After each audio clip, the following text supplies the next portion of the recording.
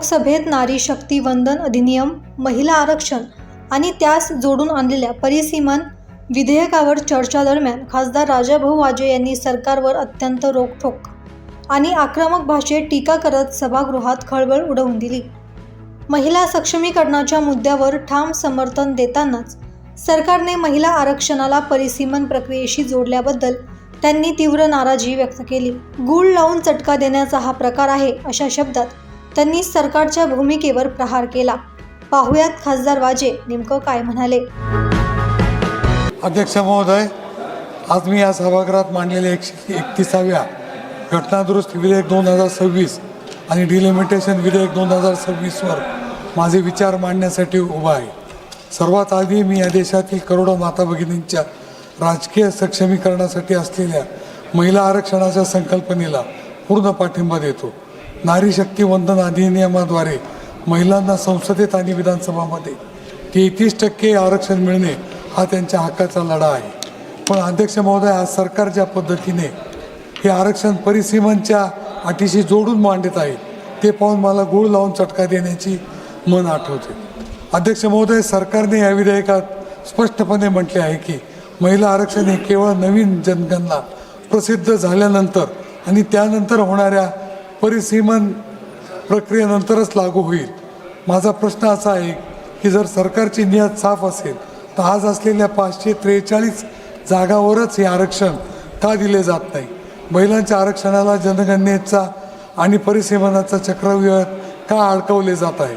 हे सरकार महिलांच्या सक्षमीकरणाचा वापर केवळ एक राजकीय ढाल म्हणून करत आहे, जेणेकरून ते वादात असलेले परिसीमन विधेयक गपचूप संमत करून घेत आहे का, असा प्रश्न निर्माण होतो.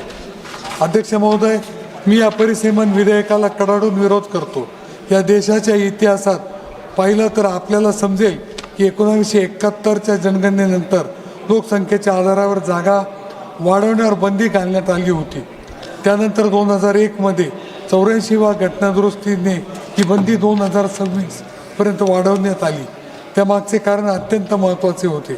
ज्या राज्यांनी विशेषतः दक्षिण भारत आणि महाराष्ट्र कुटुंब नियोजनाचे राष्ट्रीय ध्येय गाठले आणि लोकसंख्या नियंत्रणात ठेवली, त्यांच्यावर राजकीय अन्याय होऊ नये म्हणून अध्यक्ष महोदय, आज या विधेयकाद्वारे लोकसभेच्या जागा 500 वरून थेट 850 करण्याचा घाट घातला जात आहे.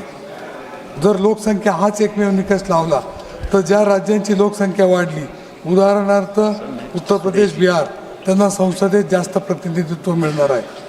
दुसरीकडे महाराष्ट्र, तामिळनाडू, केरळ यांच्यासारख्या प्रगत राज्यांनी देशाच्या हितासाठी लोकसंख्या नियंत्रणात ठेवली. त्यांना शिक्षा म्हणून त्यांच्या संसदेतील जागा कमी होतील. हे फेडरलिझमच्या तत्त्वाच्या पूर्णपणे विरोधात आहे. अध्यक्ष महोदय, सरकारने हे दोन्ही कायदे एकत्र आणून एक प्रकारे देशातील राज्यामध्ये फूट पाडण्याचे काम केले आहे. ऐतिहासिकदृष्ट्या जेव्हा जेव्हा परिसीमन झाले तेव्हा राज्यांच्या हक्कावर गदा आली आहे. आज सरकार विकसित भारत 2047च्या गप्पा मारत आहे, पण ज्या राज्यांच्या योगदानाने देश पुढे जात आहे त्यांनाच राजकीयदृष्ट्या कमकुवत करण्याचे षडयंत्र रचले जात आहे. अध्यक्ष महोदय, आमची मागणी स्पष्ट आहे. जनगणनेच्या विलंबाचे कारण पुढे करून महिलांचा अधिकार हिरावून घेऊ नका. महिलांना आरक्षण त्वरित आणि कोणत्याही अटीशिवाय द्यावे. परिसीमन प्रक्रिया ही राज्यांच्या परस्पर संमतीने आणि लोकसंख्या नियंत्रण करणाऱ्या राज्यांच्या हितरक्षणाची हमी देऊनच राबवावी.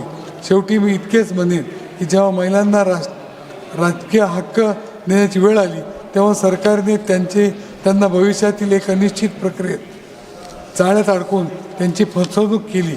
म्हणूनच मी महिला आरक्षण बिलाचे समर्थन करतो, पण याच परिसीमन विधेयकाला माझा तीव्र विरोध दर्शवितो. धन्यवाद. ब्युरो रिपोर्ट, दैनिक भ्रमर, नाशिक.